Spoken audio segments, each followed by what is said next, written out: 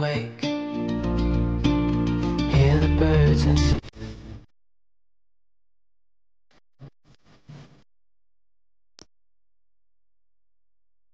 Hej på vänner! Yes, vi har en live idag.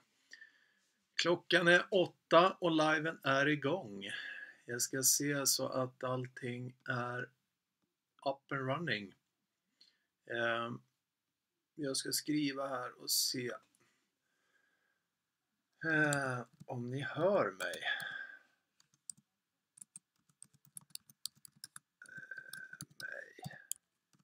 Så, ska vi se. Rolf Hansson. Hej Fredrik, ikväll är jag med från västsidan. Hoppas att ni mår bättre nu. Tjenare Rolf. Jo, vi mår lite bättre, det gör vi. Absolut inte lite, eller vi mår väldigt mycket bättre. Det vore bra om någon kan skriva där. Jag har skrivit hej, hör och ser ni mig? Frågetecken.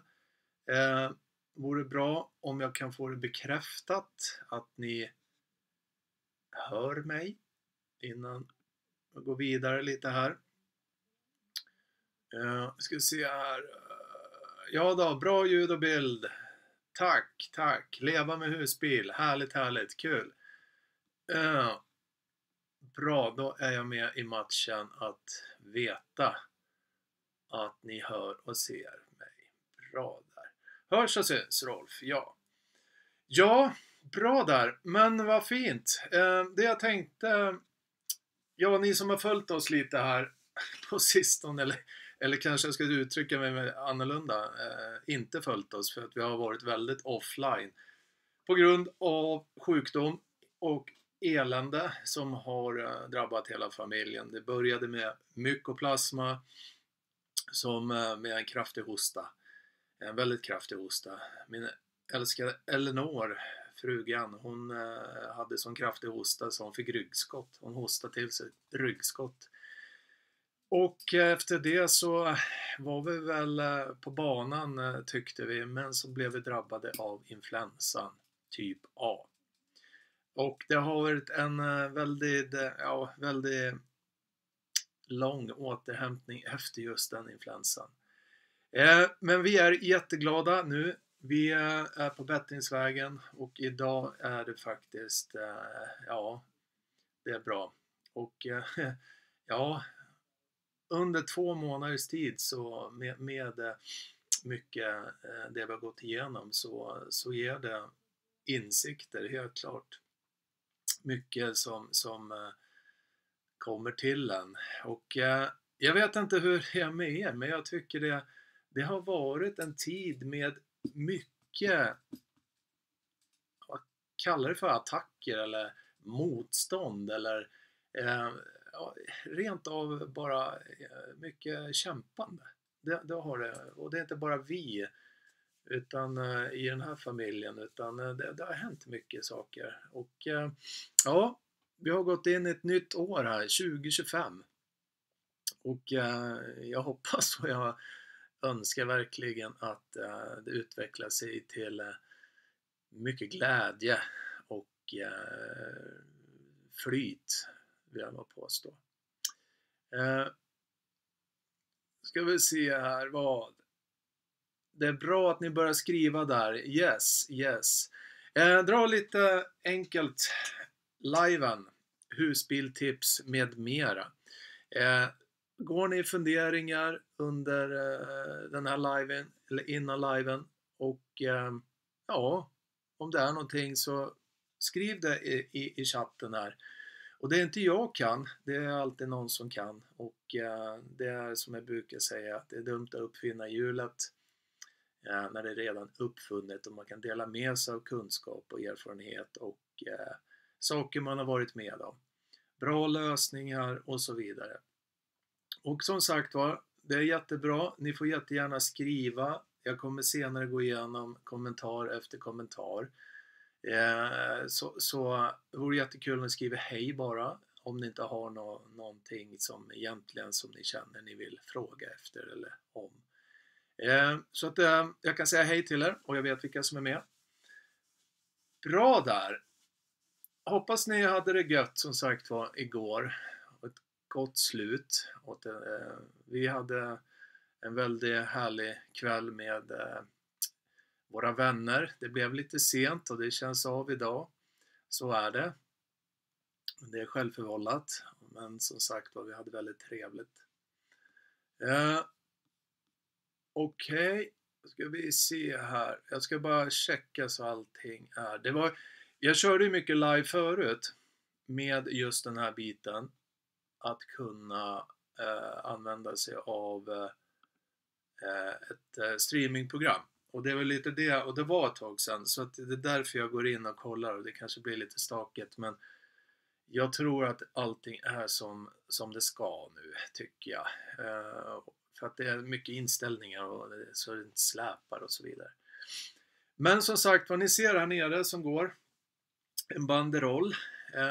Ni får gärna besöka vår Facebook-sida, Husbilsvloggen Sverige. Och där lägger jag ju upp lite, kanske tips och lite statusuppdateringar med vad som händer runt omkring.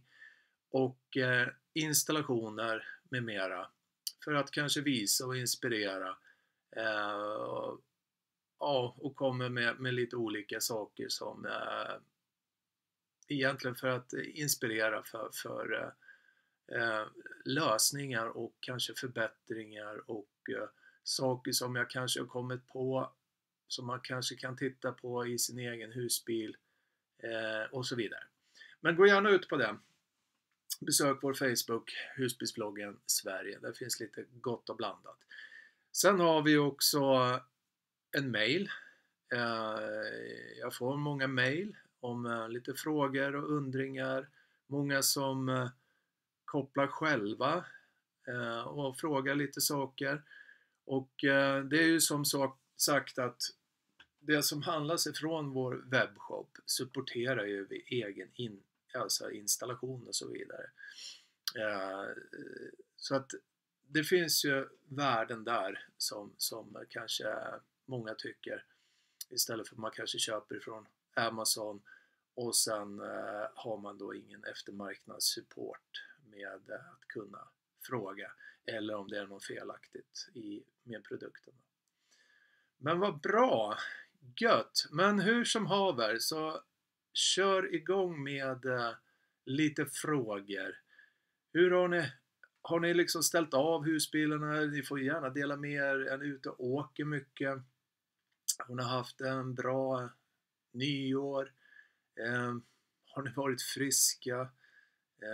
Och som jag sa innan här, det är mycket som, jag har nästan en känsla av att det är mycket som är på väg att liksom få en ändring. Det har varit mycket elände och mycket motstånd i saker och ting. Det är en känsla av att det är någonting på nytt liksom på gång.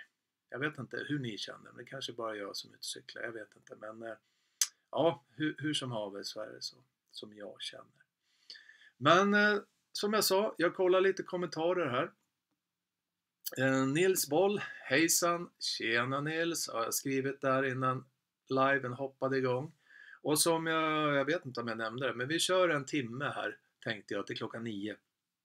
Och därefter så stänger vi av. Och jag vet av förut så brukar vi komma in i en diskussion och vi pratar mycket precis när man håller på att komma till klockan 9.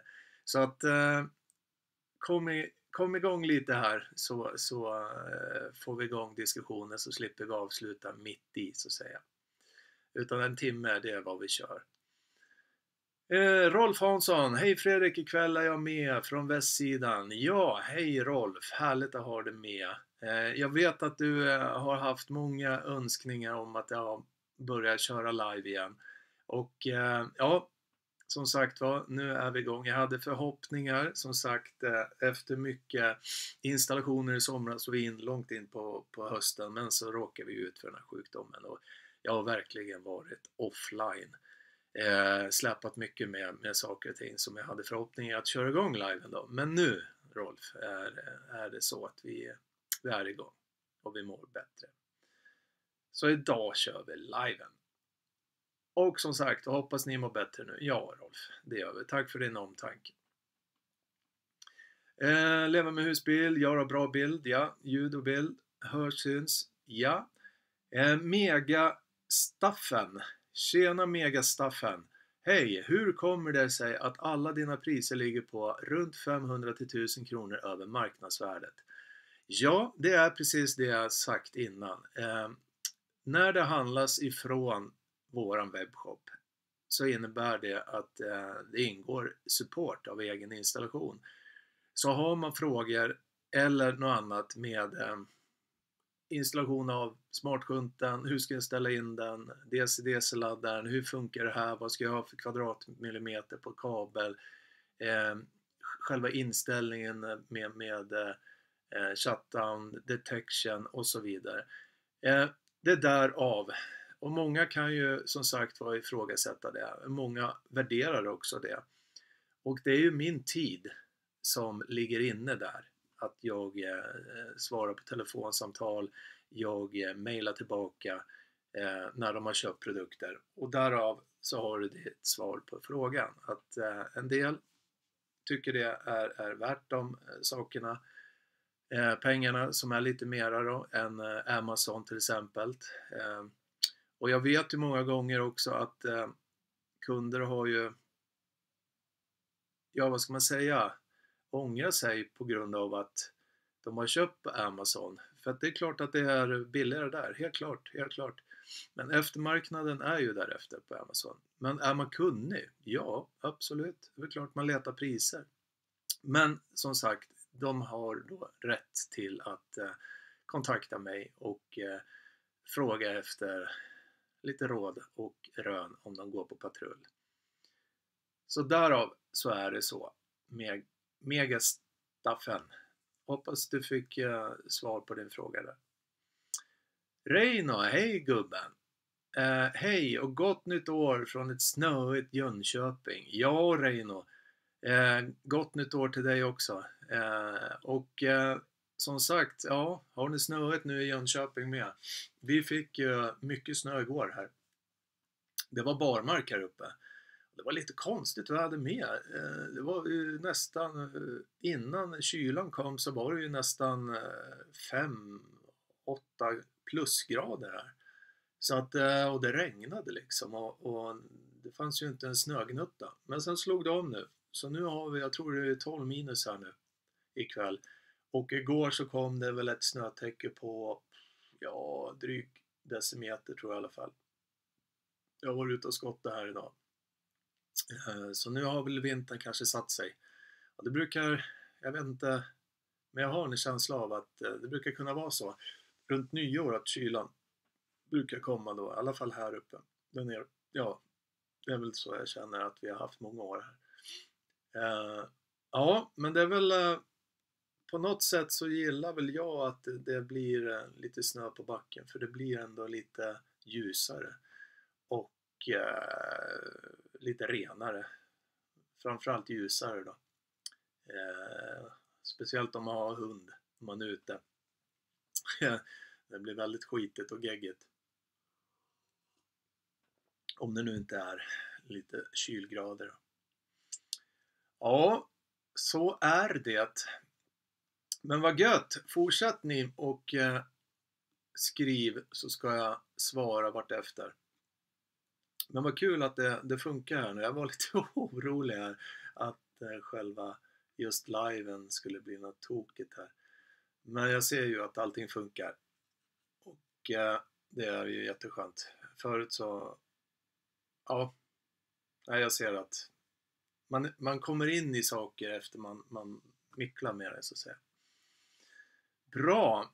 Jaha, det jag tänkte också nämna, det är ju att vi är ju så att säga, ska jag bara ta det, ambassadörer för All Powers.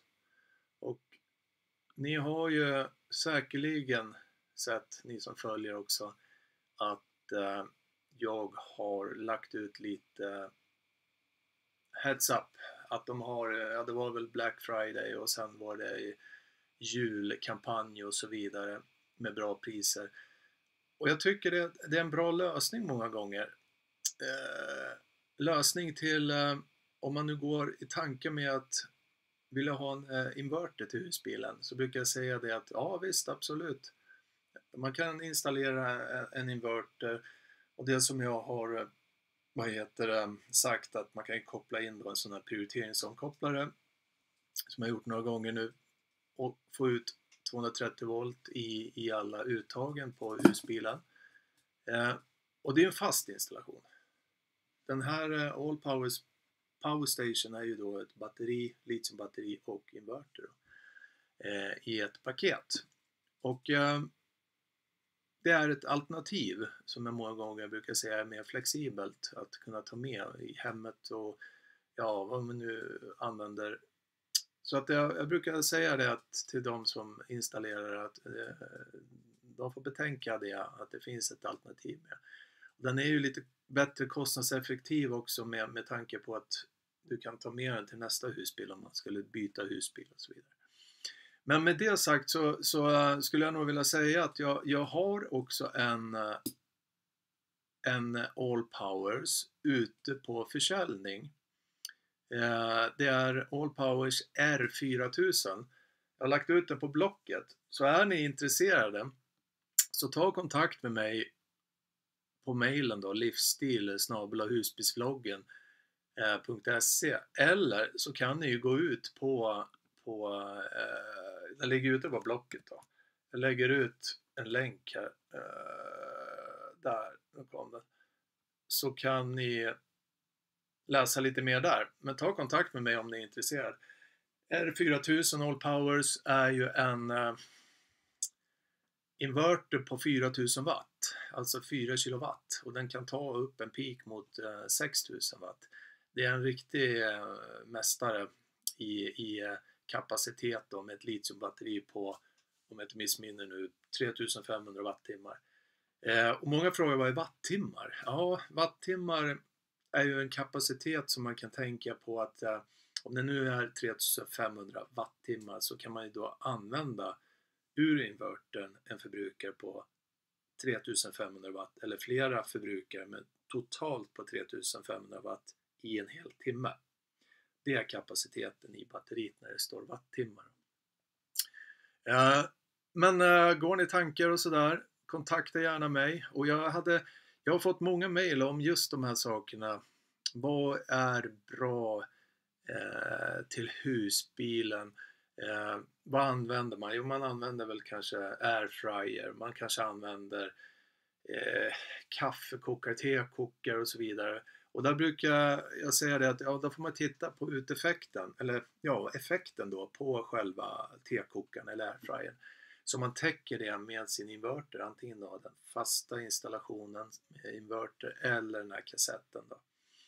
Och tänker man på All Powers kassett så skulle jag vilja säga att deras All Powers R1500 är en väldigt optimal kassett med inverter och litiumbatteri till husbil. 1800 watt är då max uteffekt. Och det täcker ofta de här airfryern och kaffekokaren och tekokaren och så vidare. Så det är någonting som jag och jag tänkte så här också, eftersom jag har fått mycket frågor så hade jag tänkt att göra någon typ av live här framöver just när det gäller All Powers och förklarar och visar de här olika produkterna för- och nackdelar med tanke på husbilsliv och så vidare. Och jag tänkte göra en live då som kallas för Q&A, alltså questions and answers, frågestund.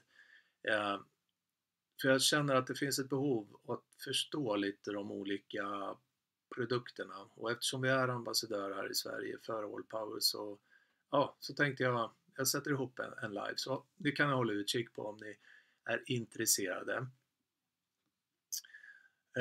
Ska vi se här. Leva med husbil. Hej Fredrik. Vad är dina erfarenheter? Voitronic-produkter typ MPPT, DC-DC med mera kontra Victron? Jättebra fråga. Spännande fråga, intressant fråga tycker jag. Och det är två olika produkter. Och det som generellt som jag känner är dess olikheter är att Victron har översikt via telefon, via en app och så vidare. Som är väldigt, ja, där du kan läsa vad som händer hela tiden. I laddning, i spänningar, i kapacitet och så vidare och så vidare. Voitronic har inte den möjligheten att läsa av via alltså instant read om man säger. Så att där är en jätteskillnad. Sen ja, jag har kopplat båda ganska frekvent. Om jag tittar på Victron till exempel, om vi pratar DC-DC-laddare, så har ju faktiskt Victron deras tidigare, de lanserade ju en ny modell av DC-DC-laddare som heter Orion XS. Och jag tror så här att det gjorde de mycket för att deras äldre variant blev så fruktansvärt varm. Så att de har gått in i en ny teknik då med deras Orion XS som är på hela 50 ampere. Och där har de också gjort mycket bra förändringar för inställningsmöjligheter. Man kan ställa in input ampere, output ampere, så man kan liksom tuna in den väldigt bra så att den blir väl anpassad till generatorn till exempel och så vidare. Och de bitarna är också en sak att det går att konfigurera Victron, tuna in den på ett annat plan än Voitronic. Voitronic är billigare. Så skulle jag nog vilja generellt säga det. Men du har en mer tydlig bild på vad som sker. Instant read då, med information via appen till exempel, med DC-DC-laddaren, Victrons DC-DC-laddare. Voitronic den opererar ju precis som Victron. Så för- och nackdelar där, det är ju egentligen jag tror att Victron, det här är bara min känsla, jag tror att Victron har lärt sig att Voitronics teknik med deras nya lansering Orion XS och att den inte blir så där tokvarm då, utan de har gått ifrån en teknik till en annan som liknar Voitronic. För Voitronic blev aldrig så varm som Victrons DC-DC-laddare blev. Och när saker och ting blir varmt så går prestandan ner avsevärt då. Så att den biten, det är väl den stora skillnaden faktiskt, och min erfarenhet mellan Voitronic-produkter. Samma sak med MPPT, där vi kan se vad som händer via solcellsregulatorn, Victrons. Voitronic har ju inte den funktionen, utan så att man har lite mera koll på Victron faktiskt. Och det är väl lite det som är min erfarenhet kontra Victron kontra Voitronic. Och sen inkopplingen är lite, den är lika på ett sätt, men det är lite olika med, det är mycket dip-switchar på Voitronic. Victron är det mera via appen man konfigurerar och man har lite mer överskådligt då. Och jag hoppas det är ett bra svar. Men en jättebra fråga. För det är väl självklart att man går i tankar och tänker liksom Voitronic, ja, en billigare produkt, absolut. Victron. Men det som är skillnaden som jag ser, det finns ett värde i Victron som är just att du har mer koll via appen vad som händer. Du har en enkelhet att kunna konfigurera den, produkten. istället för att läsa till i en manual, och det är dip-switchar som ska ställas rätt och så vidare. Ja, så det är en balans där. Det är min erfarenhet. Yes. Okej. Megastaffen. Tack för ditt svar. Förstår det är ovärderligt med hjälp med installation. Ja, absolut. Det finns ju värden och det finns mer värden. Och jag tycker väldigt mycket om att få kontakt och liksom integrera. Frukan brukar säga det till mig att ringer det någon så vill jag gärna svara och hjälpa. Och ibland så krockar det. Men jag har en verkligen vilja att kunna förmedla och förbättra och ge kunskap liksom. Och det är någonting som driver mig, som jag känner en otrolig stimulans om man har kunskap liksom, att kunna förmedla det på ett sätt till kunden så att det blir, men då förstår jag. Och det är en utmaning för mig att liksom förstå hur ska jag förklara det här så att det blir begripligt på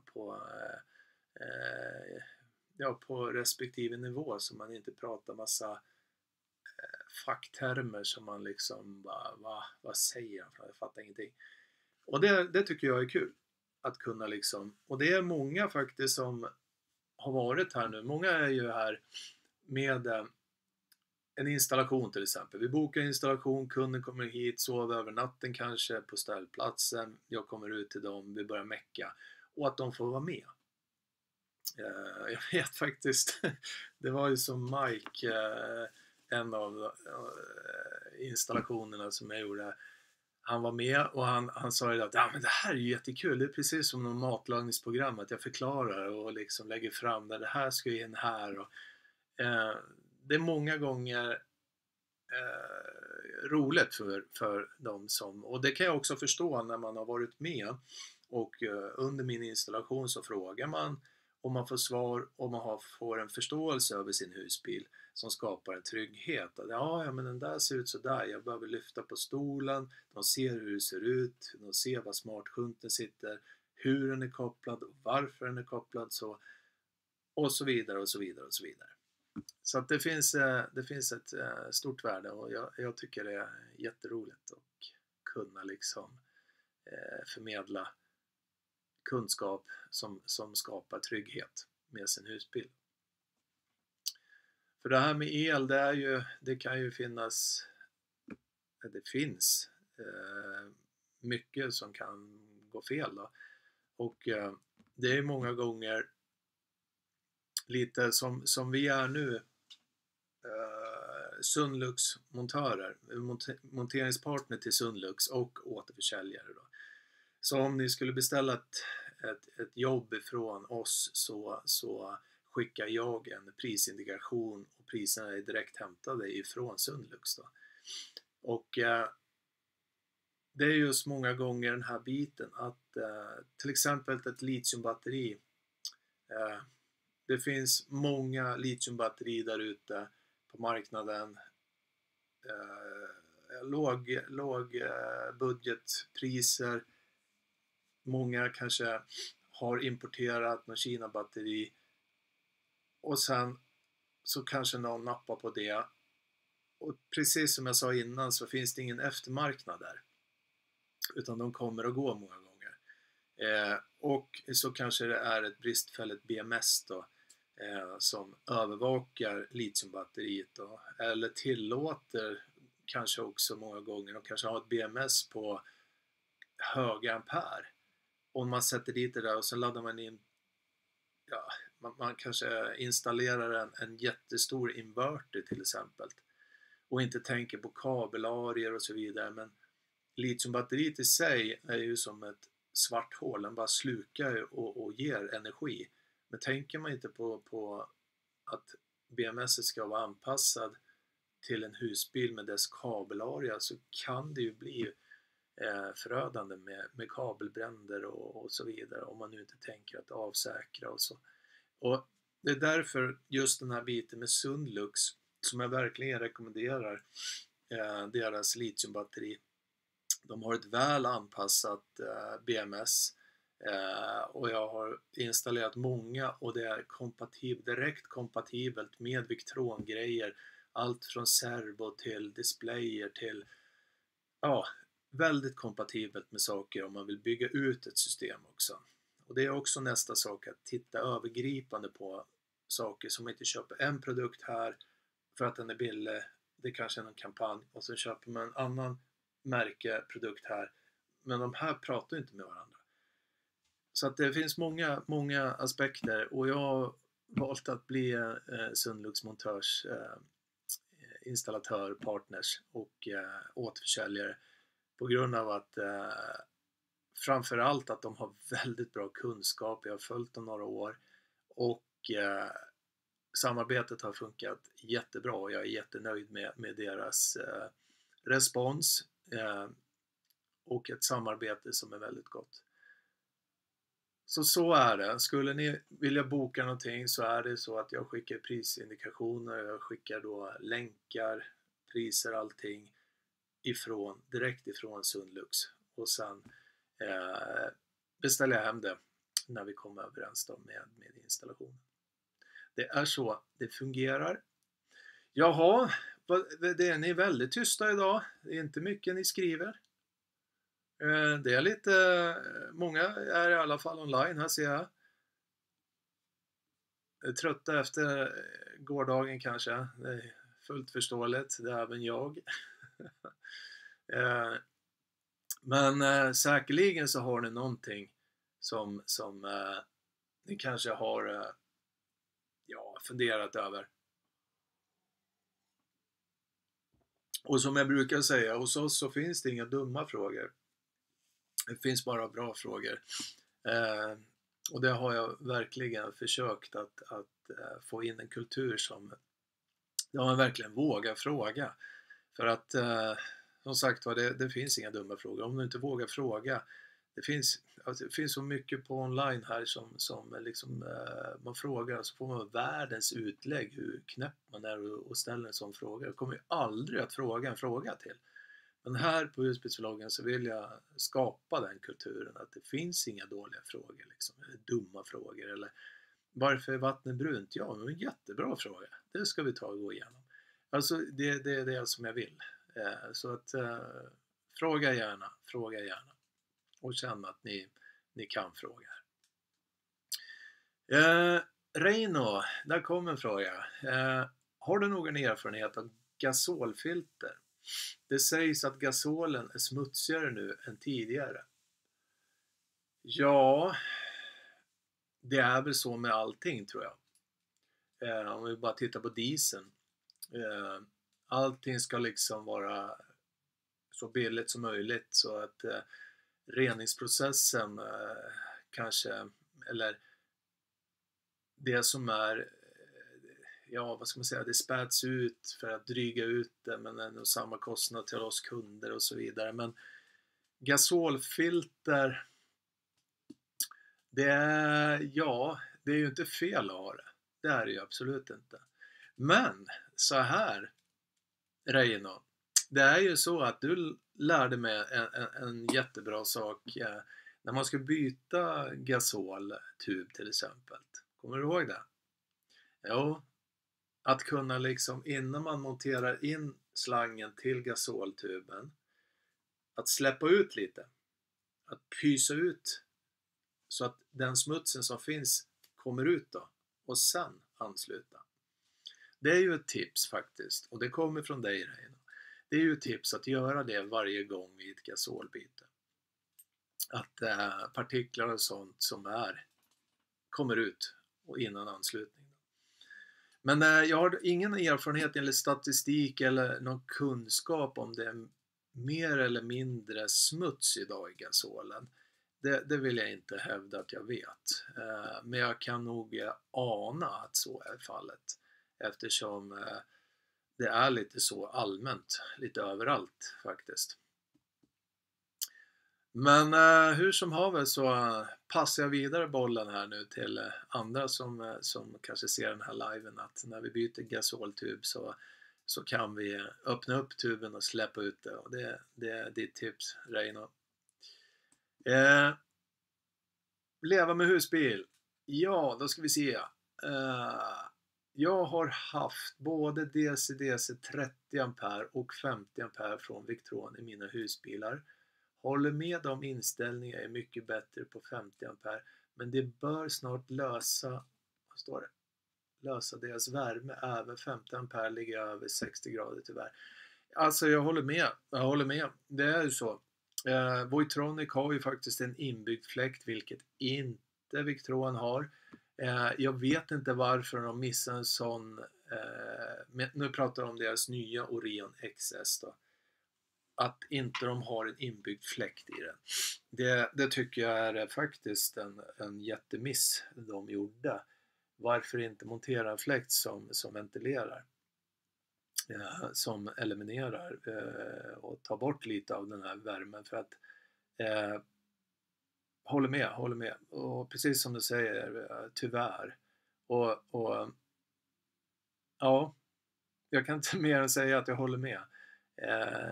Och det glömde jag faktiskt säga, det som är kontra Victron och Voitronic. Det är just det att Voitronic har ju inbyggd fläkt då, som ventilerar bort värmen på ett annat sätt. Annars får man ju lösa det på ett annat sätt, att montera. Jag pratade med en kille idag, en kund som han vill ha en installation här och montera typ sådana här fläktar, vanliga sådana som man har till datorer egentligen, som har ett in- och utflöde i en låda kanske, där man har då alla laddare och batterierna och så vidare som blir, när det blir varmt då.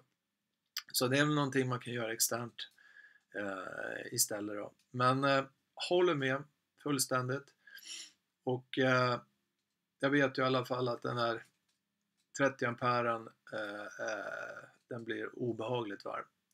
Därför när jag installerar så sätter jag som en distans också ut, så att den får speciellt 30 amperen som har kylflänsa på baksidan. Sätter ut en distans så att det kommer mer luft bakom, så att det inte ligger dikt emot en vägg monterad. Och sen kan man ju också montera och installera en fläkt bakom kylflänsen då. Men det är ju det blir mera jobb, och jag önskar faktiskt att de kunde byggt in den fläkten faktiskt på den nya Orion XS. Och som du skriver där också, inställningen är mycket bättre, ja, på Victron. Det blir ju väldigt visuellt då, och se vad man gör. Ja, men Stefan Granat, tjenare Stefan, härligt, gott nytt år. Ja, detsamma Stefan. Här kommer en liten fråga. Ja, du är välkommen. Jag ser en husbil som en vibrerande miljö. Ja, okej. Har du med din erfarenhet varit med om att kablar har vibrerat löst med värmeutveckling som följd? Jättebra fråga Stefan, och svaret är ja, det har jag. Jag har varit med om, ja, jag kan börja med att ni känner väl alla till, när du säger vibrerande miljö, ni har väl alla åkt någon gång på en grusväg som är som en tvättbräda. När det har regnat och det har åkt mycket så ser vägen ut så här. Och när vi åker på den vägen, alltså det är döden för elektronik. Kretskort. Har man en äldre bil, eller det kan också vara en nyare bil, som har lite dåliga laddningar på ett kretskort till exempel, med tanke på värme som vi pratade om förut, om det blir varmt och kallt med tiden, så laddningar i ett kretskort, och så kommer man ut på en sån här, som du är inne på, en vibrerande miljö. Ja, det händer jättetokiga saker. EBL, det kan bli kortis, det kan bli vad som helst, och skapa värmeutveckling så att det kan bli En dålig kontakt vibrerar loss, eller en dålig kontakt, ja, vanlig kontakt vibrerar loss och så blir det gnistbildning och så har vi värmeutveckling och sen har vi någonting som går sönder. Så att ja, jag har erfarenheter, jag har bytt ut EBLer, jag har bytt ut, alltså egentligen felsökt måste jag nog kalla det, och kommit fram till många, ja det finns många block. Om vi tänker en kabel så har du något som heter D-smart-moduler. Och i de här D-smart-modulerna så sitter det ju kontakter instuckna, gröna kontakter. Ger jättekonstiga fenomen när den börjar lossa ut. Lampor som släcks och pumpar som inte funkar, ibland så funkar den. Alltså det blir glappkontakt. Och det är egentligen en sak som nästan man skulle göra när man köper en bil, att gå igenom alla kontakter och kanske säkra upp dem, att dra ett buntband runt det så att det verkligen sitter dikt. För många gånger så kan det bli med tiden, ja, när man är ute och åker och kommer på sån här tvättbrädeväg liksom, att det vibrerar upp. Så det brukar jag, många gånger när jag installerar så känner jag mycket på kontakterna. För det är ju, ja, jag har varit med om mycket alltså, nu när jag tänker efter.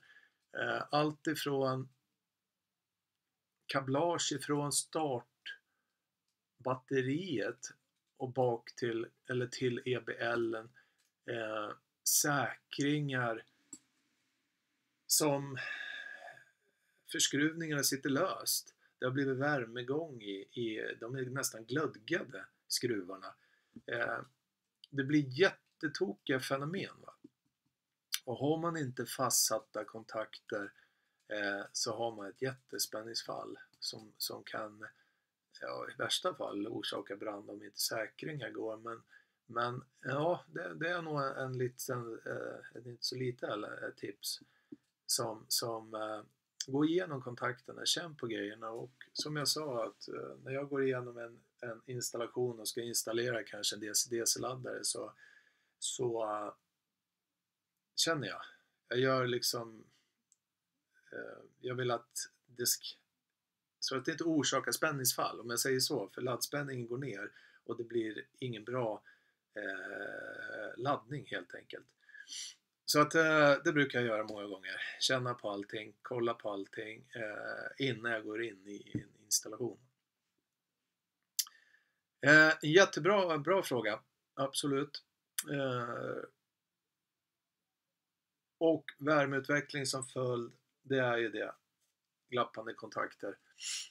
Och jag har sett glödgade muttrar liksom, nylonmuttrar. Där plasten har smält och alltihopa på grund av antingen så är den inte åtdragen som den ska, eller så har den vibrerat upp. Så att det är viktigt att titta på, att ha en genomgång. Det kan man ju sätta som en rutin liksom, både 2 gånger om året kanske, vår och höst, att titta på förskruvningar. Lyfta på locket vid pedalen där startmotorn ofta sitter på Fiat. Och runt EBL har man kabel, titta på alla de här D-smart-kontakterna, reläna och så vidare. Bra, jättebra frågor. Härligt. Då ska vi se, vart var vi? Leva med husbil. Jag tycker man ska ha gasolfilter i sin husbil. Gasolen är smutsig idag och framförallt kylskåpet är känsliga med små munstycken. Jajamän. Ganska ofta får vi rengöra ledningar i bilarna från olja, filter. Ja. Jajamän. Och det är väl lite det jag anar med att den är säkert smutsigare idag än vad det var för 5 år sedan, 10 år sedan. Men det är jättebra att du delar med dig om erfarenheter angående det, att rekommendera då gasolfilter. Och det är ju så med allt i det, som att vi stoppar någonting som kan orsaka någonting som går sönder. Att vi stoppar det här så att vi kan byta ut det frekvent. Ett filter då. Och vi har ju liksom, om vi tittar på en bil, vi har dieselfilter, vi har oljefilter, vi har luftfilter. Det är ju för att förhindra att partiklar ska komma till känsliga delar som orsakar att den går sönder. Så absolut, filter är alltid bra. Ska vi se, Stefan Granat, jag har köpt en värmekamera till mobilen just för att kunna inspektera lite då och då. För att kunna sova lite bättre, känns lite tryggare. Ja, det är väl en jättebra sak. Det är spännande med värmekameror faktiskt. Man kan se också värmeförluster, isolering liksom. Och jag har testat mycket de där. Man kan rikta mot villan till exempel, så ser man ju verkligen vad man har värmeförluster och så vidare. Eller värmeutveckling, om man nu vill leta efter det. Ja, nej men så är det ju, att sova bättre, det gör man om man är trygg med det. Och därför menar jag att man behöver kanske göra en liten genomgång angående kontakter och saker. Bra. Reino, tack för svaret från Leva med husbil. Kommer att montera ett filter. Ja, jajamän. Ja, det är fint, det är fint. Bra. Över snuvig. Dricka lite. Och här ska vi se. Jag ska bara se en sak där. Så. Vi har Stefan Bäckman med en fråga. Hej Stefan. Har du någon erfarenhet av aldepannan? Ja, det har jag väl lite i alla fall.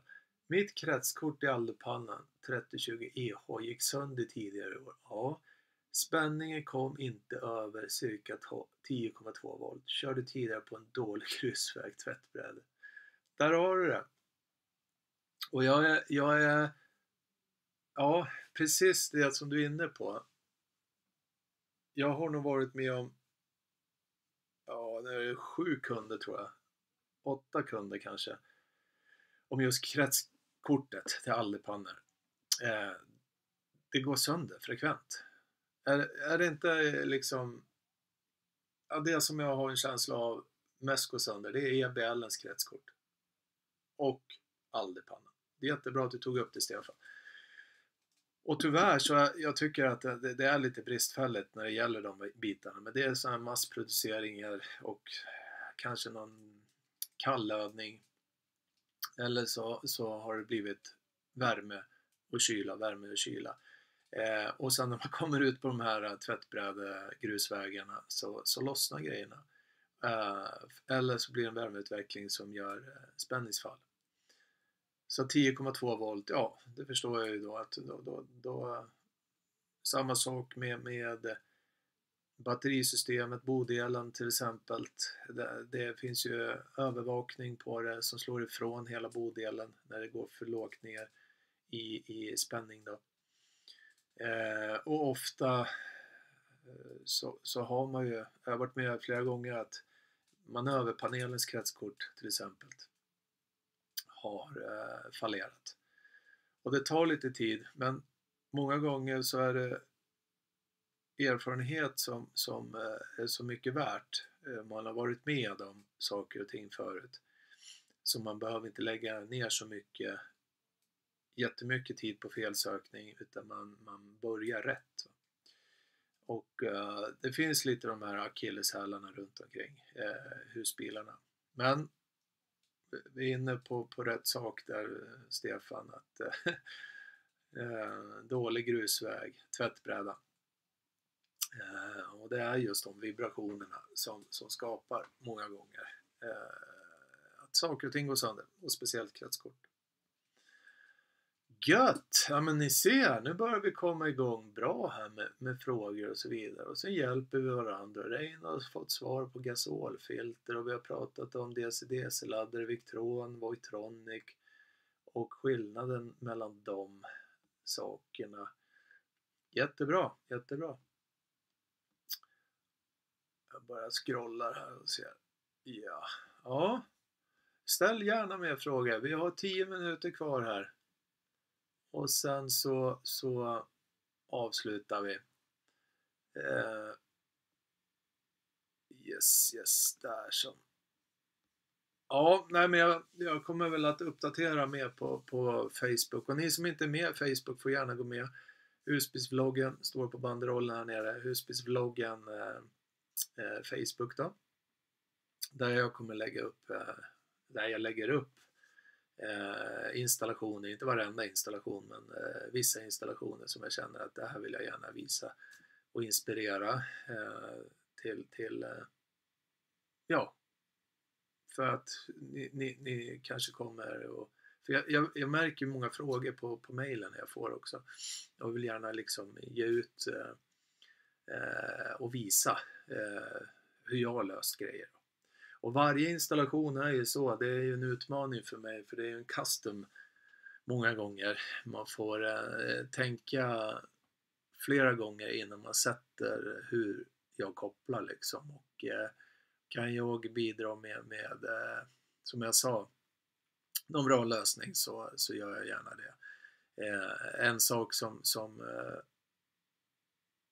jag fick någon respons på här om man kopplar in en DC-DC-laddare så drar du ju pluskabel från startbatteriet många gånger till input på DC-DC-laddaren och därifrån kan du ju koppla smartshuntens AUX som visar startbatteriets spänning då. Så slipper man dra kabeln ända fram till startbatteriet igen. Jag fick ett mail som jaha, men det var ju bra liksom. Ja, visst, absolut. Så det är så. Men det kommer att komma in mera nu när vi har blivit pigga här och friska och vi kan börja jobba igen. Det har varit väldigt delay och återhämtning uppförsbacke här och jag har inte jobbat alls mycket. Men nu har jag börjat boka in lite installationer igen. Så är läget. Och sen är det ju så här också. Jag har kommit igång med en, ja, vad ska jag kalla det för? Erbjuda en service här nu. Jag kommer lägga ut det på Facebooken då. Där husbilsbloggen erbjuder serviceinstallationer på väg. Jag hade det förra året med ungefär vid den här tiden. Och det är många som vill gärna ha en installation och vara förberedd. För att när det blir mars, april, maj, det blir väldigt mycket. Och att få in en bokning och installation för att man vill ha den för att man kom på det just nu, man har ställt på bilen. Det blir väldigt, ja, jag vill dryga ut det lite om man säger så. Så att vi kommer att lägga upp på Facebooken ett erbjudande där jag åker ut till folk, husbilsvloggen på väg, installation och montage på plats. Där vi kommer överens vart ni bor och ja, jag räknar ut vad kostnaden blir och sen så kommer jag till er. Så att det kan ni följa. Jag kommer lägga ut det på Facebook troligtvis imorgon. Och hur man går tillväga för att ta kontakt och så vidare. Bra! Då ska vi se, jag har kommit in några frågor till här. Stefan Bäckman. Det är ju inte direkt gratis att byta kretskort för att undvika dåliga grusvägar i fortsättningen. Nej, det är inte alls gratis. Och jag vet många kunder har ju fått det på någon typ av garanti eller en försäkring, även EBL när man kan hävda felaktig produkt då. Så att jag vet inte vad det är för årsmodell på din bil, men jag vet i alla fall 3-4 kunder jag har haft som har haft problem med just ALDE-kretskortet har fått tillbaka det, eller EBL kretskortet. Så det kan man ju alltid försöka med, absolut, om man har. Men har man en bil från 1980 så ja, det är inte mycket att göra. Yes, men det är dyrt. Och man vill inte att det ska gå sönder. Bra, leva med husbil. Vem har bäst litiumbatteri? SBL, Sunlux eller Scanbat? Ett neutralt svar. Jättebra fråga. SBL, Svenskt batterilager. Ett jättebra batteri. Har installerat den. Mycket likvärdigt Sunlux, absolut. Båda har app. Och det som jag brukar säga att många frågar så här att men måste jag installera eller ska jag installera en smartshunt till exempel? Jag kan ju se alla värden via litiumbatteriets app då. Men jag säger som så att en smartshunt, ja du ser ju även det på smartshunten, men smartshunten är ju väldigt behändig när vi frikampar. Vi har en trygghet där vi kan läsa av och att den kalkylerar med aktuell förbrukning vi har när vi är ute i bussen och frikampar. Med aktuell förbrukning så kalkylerar smartshunten time remaining innan vi behöver ladda batteriet. Det har inte Sunlux eller SBL. Så den räknar ju time remaining.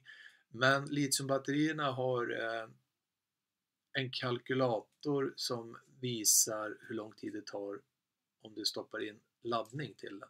Antingen ifrån DC-laddaren eller solceller eller vanliga 230 volts ladden, så kan den visa att det tar 3 timmar till 100% fulladdat.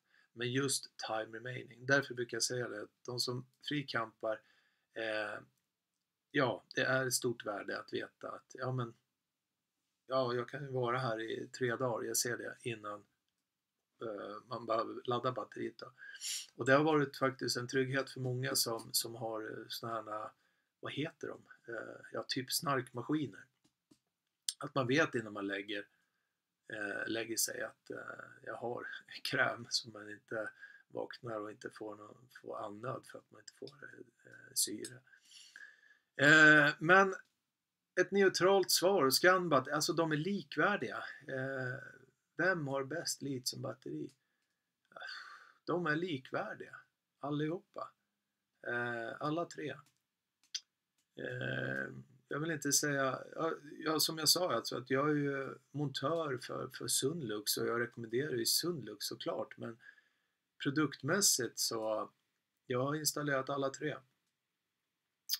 Och jag tror inte att nej, de är likvärdiga. Absolut, och det är faktiskt någonting som jag brukar säga till kunden att om jag ska installera litiumbatterier så brukar jag säga det att det är ju kunden som väljer såklart, det är han som ska köpa produkten, men jag som installatör brukar säga det att antingen Sunlux eller SBL, för de har ett väl anpassat BMS till husbilen och alltid då för säkerhetens skull. Stefan Bäckman, Reino där. Tack för ikväll, kör snyggt. Ja, gubben. Kör snyggt du med och ta hand om dig. Tack för ikväll. Jag ser att det är 2 minuter kvar här och vi ska avsluta och avrunda här. Stefan Bäckman, jag har en Frankia 740 plus 2019. Okej, Stefan. Jag skulle nog försöka ifrågasätta liksom garanti eller försäkring. Den 2019, det är 6 år då. Ja, försök med att fråga, det ska du inte hålla längre liksom. Rolf Hansson, tack för intressant live som vanligt. God fortsättning. Detsamma Rolf, detsamma. Kul att ha er här och kul vara igång och håll utkik på Facebook, och ni som inte är med i Facebook får gärna gå med. Husbilsvloggen Sverige. Jag kommer lägga ut troligtvis imorgon den här saken som jag kallar för husbilsvloggen på väg. Jag kan komma hem till er och installera och hur ni går tillväga med den saken. Jag kommer lägga ut hur det går tillväga som sagt på Facebook då. Bra där. Annars kommer ni i kontakt med oss på våra mejl då. Livsstil står här nere på banderollen med husbilsvloggen.se. Bra Neutralt svar, Fredrik. Ja, varsågod. Jag försöker vara så neutralt som möjligt. För att, men det menar jag verkligen, att de tre är väldigt lika. Och tack för ikväll, känns snyggt, och kolla gärna in kanalen någon gång. Jajamän, hej och hopp. Detsamma till er, och tack för alla som har varit med, så syns vi. Nästa live, som jag sa i början på liven, så tänkte jag köra en Q&A, alltså en frågestund angående All Powers. Och det är, ja, ni får väl vara med och fråga annat också, men just huvudtemat kommer att vara Q&A, frågestund angående All Powers Power Station då. Vilka som är lämpliga till husbil, vilka kanske som är lämpliga till hemmet och så vidare. Och sen som sagt lämnar jag en länk. Vi har en på husbilsvloggen här, All Powers R4000, som ligger ute på Blocket ifall ni är intresserade. Ha en fortsatt trevlig kväll, så hörs vi. Hej då!